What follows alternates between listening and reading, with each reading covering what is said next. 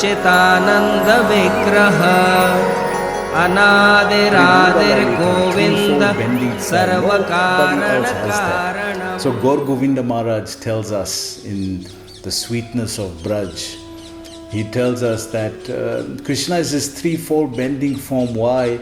Because something that's like a nail, if you knock a nail into the plank, it goes straight in.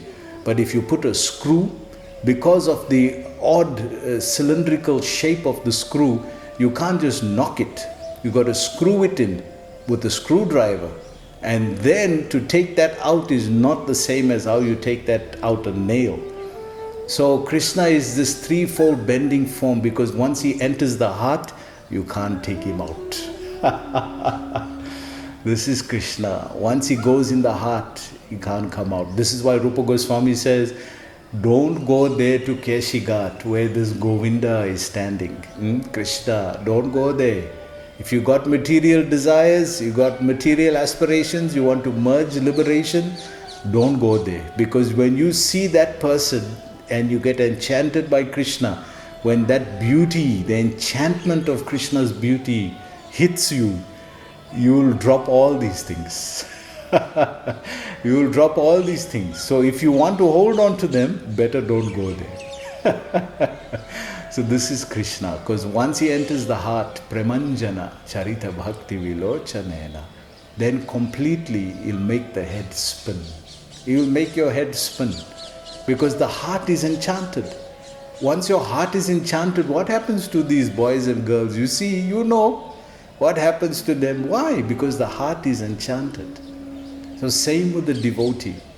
So when the devotee's heart is enchanted, then his head is spinning and he's completely infatuated, mesmerized by Krishna, every aspect. So here we sing Rupa Madhurya. Then he goes on to glorify, your garments is brilliant like lightning. So again he comes back to Aishwarya, because he's trying out now. You can see he glorifies the devotees, he goes to Aishwarya, he glorifies the form. Now he's glorifying the garments of Krishna. Now he's glorifying the pitambara garments of Krishna, beautiful yellowish garments of Krishna. So you can see he's going back and forth from Aishwarya to Madhurya. Aishwarya, because he doesn't know, nobody has taught him. Nobody has shown him what is Braj, that Braj is only Madhurya. So Krishna is being tolerant and is hearing him because there's genuine sincerity there. You can see Brahma is genuinely sincere. He's not putting on a show. He's genuinely confused and is genuinely sincere. And then he goes on to say, and the beauty of your face is enhanced by your gunja earrings. So now this is the beautiful part of this sloka, where he's glorifying, he's saying your face is beautiful, but it's enhanced by the gunja earrings. What is this gunja earrings? This gunja fruit is a simple fruit here in Braj that nobody gives regard to. But why is it beautiful? Because it's handmade. The Brajbasis, they make it with their hand. If you've seen it, it's like small pebbles, small round fruit. The most dangerous thing about this, that it's super poisonous.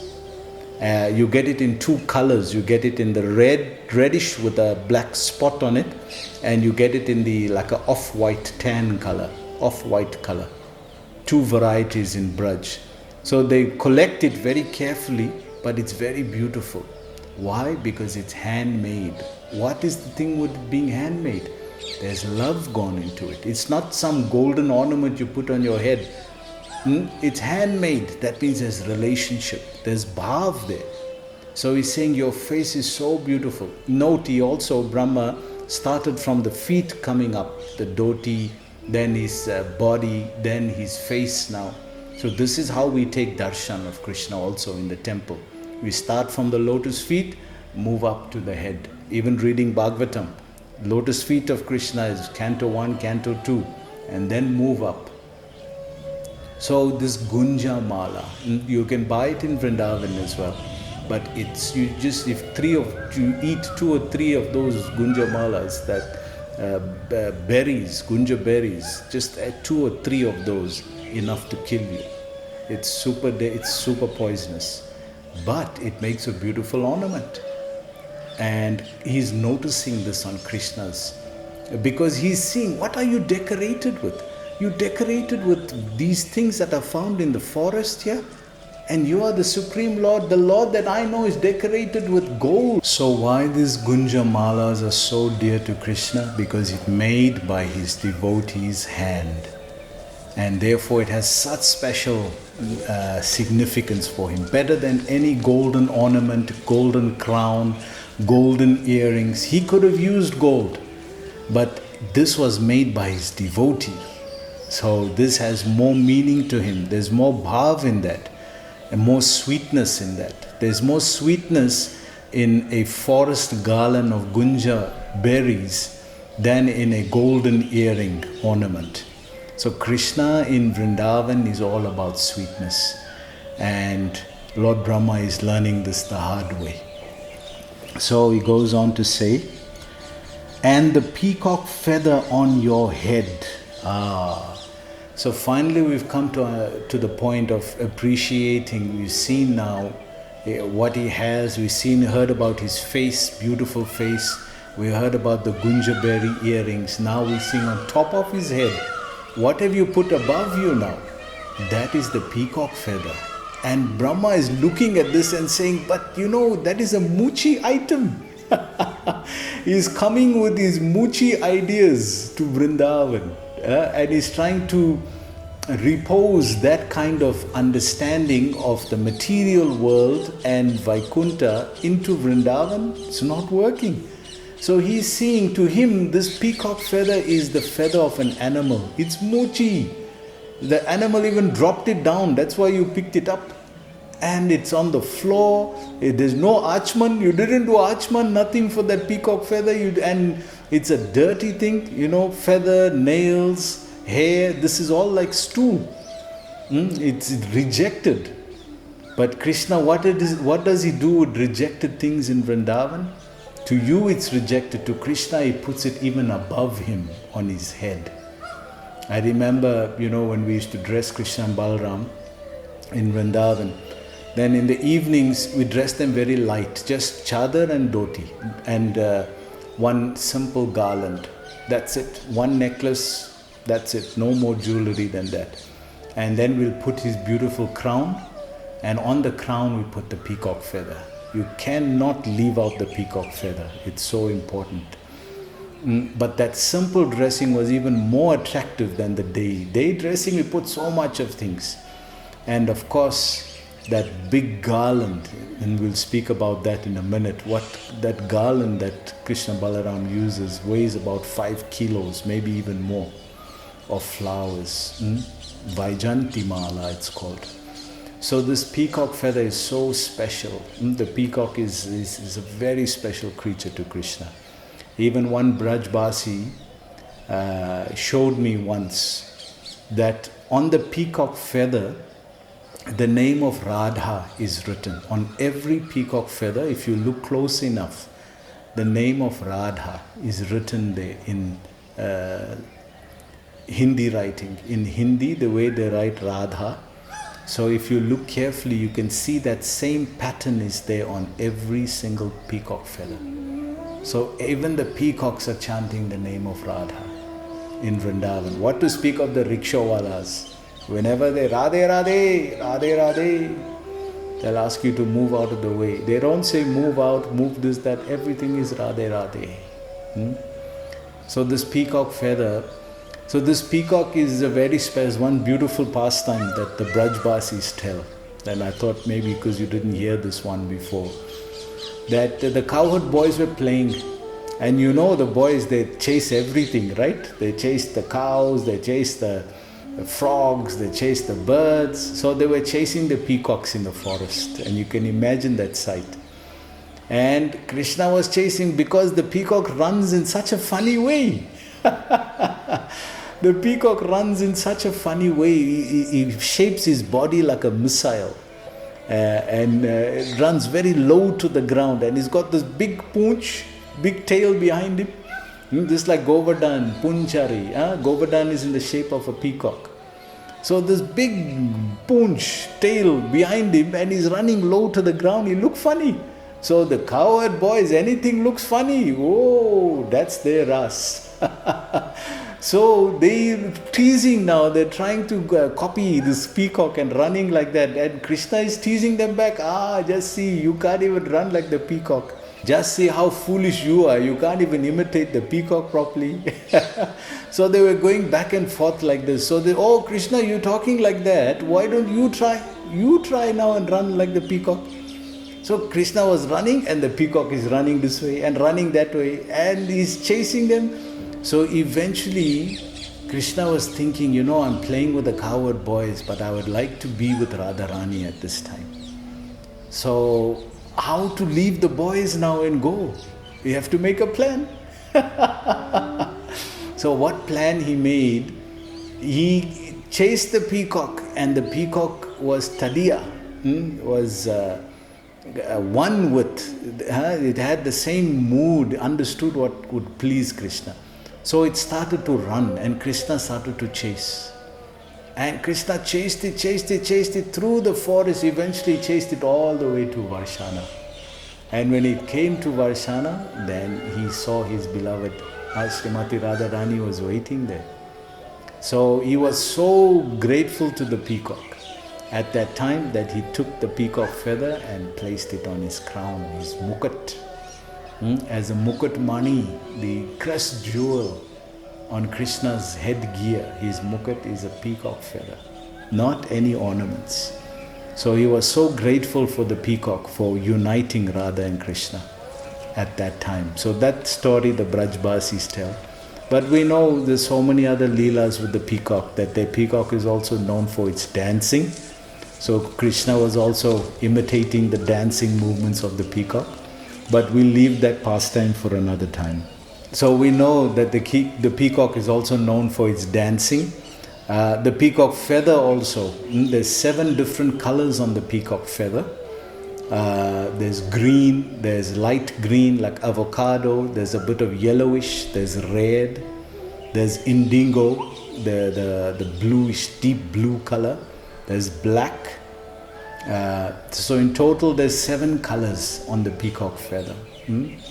And it's Krishna's bhushana. It's his ornament that he wears on his headgear. So he's very, very proud of the peacock feather. And we know the story of the peacock teaching Krishna how to dance. That's a story we've heard, that's why he puts the feather on his head, because it's his guru, dance guru, Nachanam, Nacha guru, the dance guru is taught him how to dance. So in this way Krishna was appreciating. So on this peacock feather that's on Krishna's mukut. So Brahma goes on to say, wearing garlands of various forest flowers and leaves. Yes. So he's describing that these are the ornaments, but also you wear this garland of Vaijanti Mala. Vaijanti Mala is made up of 5 flowers. Malti and Gandharaj, we call that Champak. Then there's jasmine, night queen jasmine. There are a total of 5 flowers, all heavily scented flowers. When we were talking about Lord Jagannath, we were saying that in Bhuvaneshwar, there's a garden there, botanical garden there now, that grows over 100 different flowers, leaves and herbs that Jagannath uses in the temple. And they have the gardens of that there. And we were saying Lord Jagannath's favorite flower is the jasmine, night jasmine. So this is his favorite flower. So Jagannath is Krishna. So this garland that Krishna wears, simple forest decorations, but because those things are made with love, there's bhav in it, there's mood in it. Just like milk, like they say, why is Krishna so greedy for butter? He's running after butter, stealing butter out of all things. Why is stealing butter? Because butter comes directly from milk. And milk is nothing but the expression of pure love from the mother. The cow will not release milk if there's no calf there.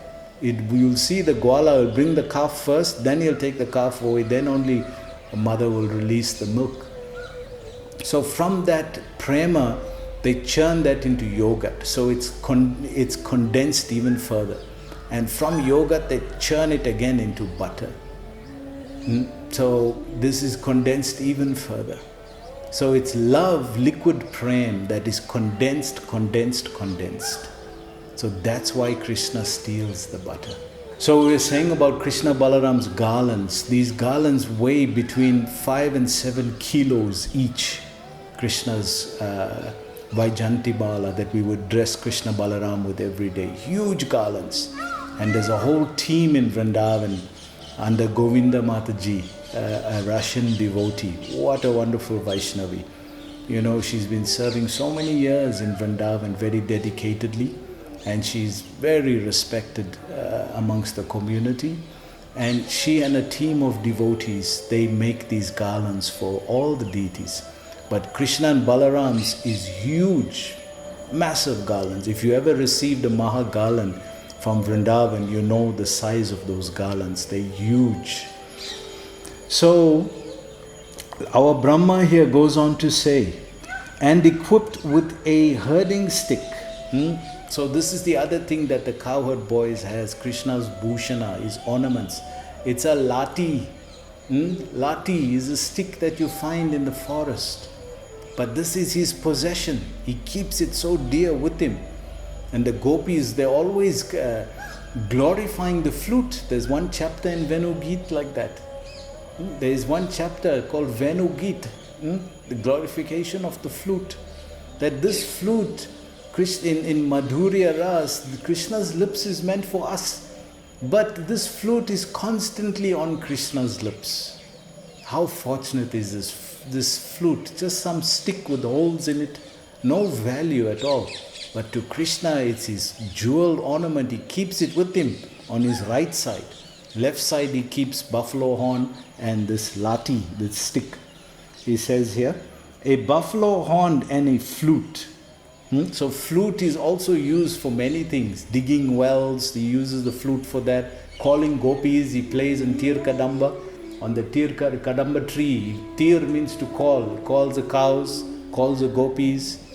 So flute he uses for many things. And for playing, on the 5th note, he calls the gopis. So many things Krishna uses flute for.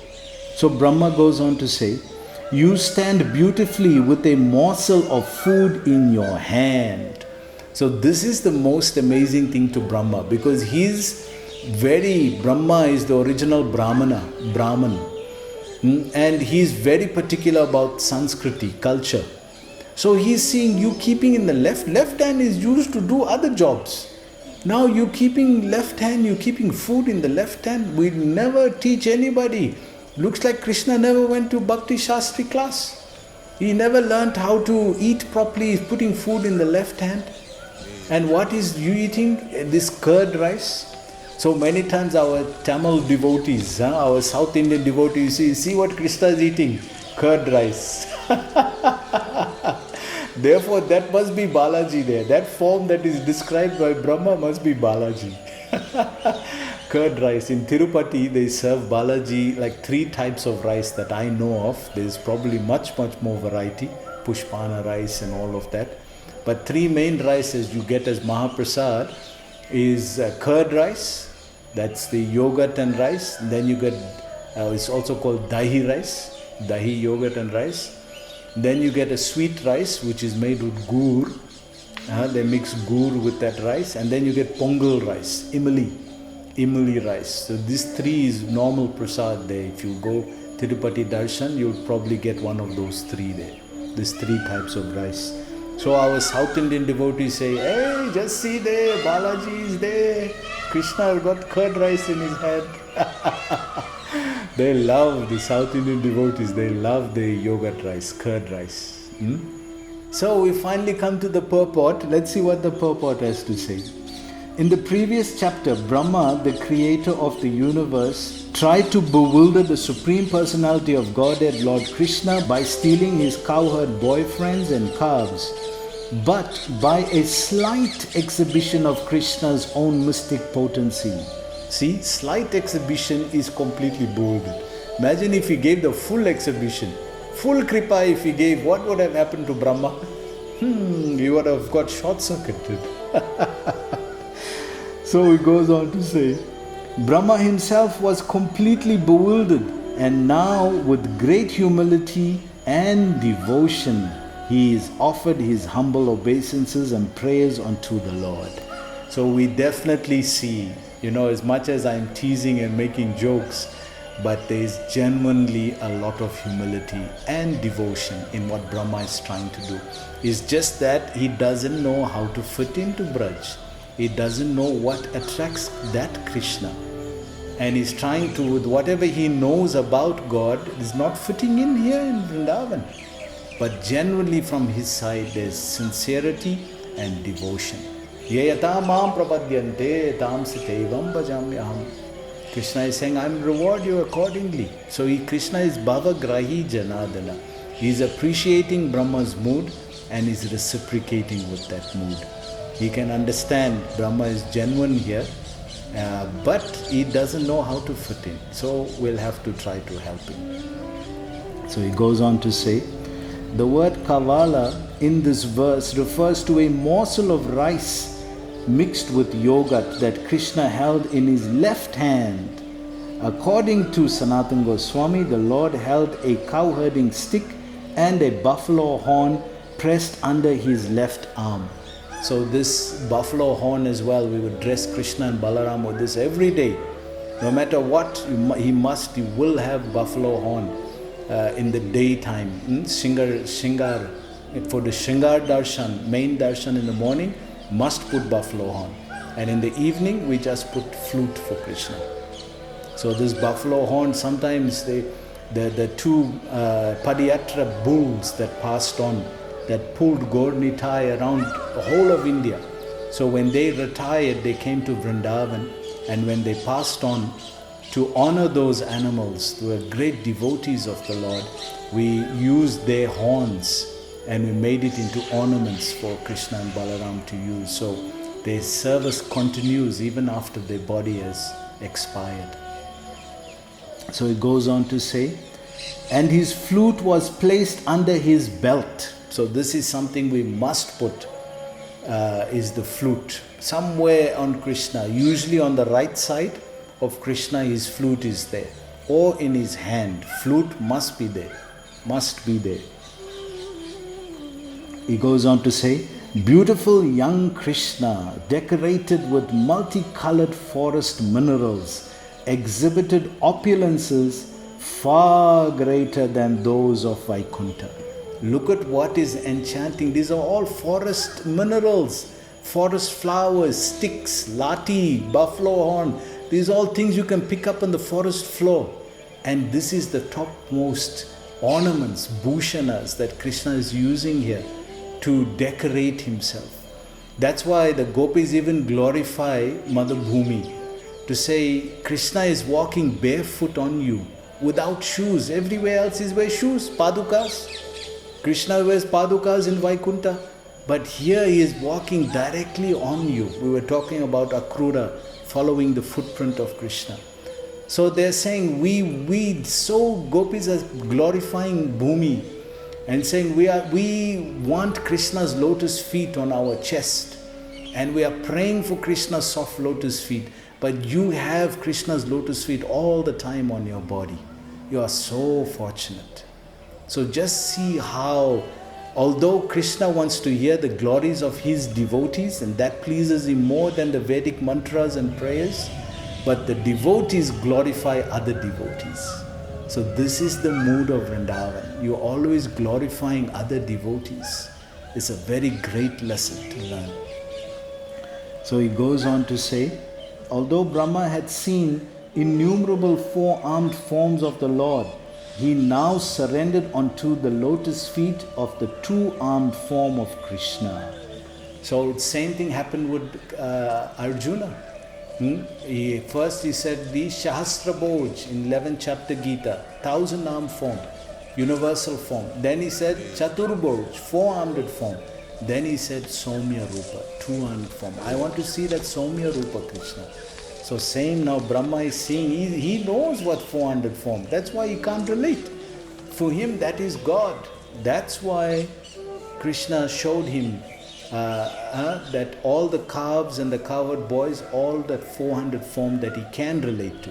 That is the only thing Brahma could relate to in Vrindavan, nothing else. So he showed him that as a point of reference, that this is who I am. And then only Brahma could understand, oh, you must be the Supreme Lord then.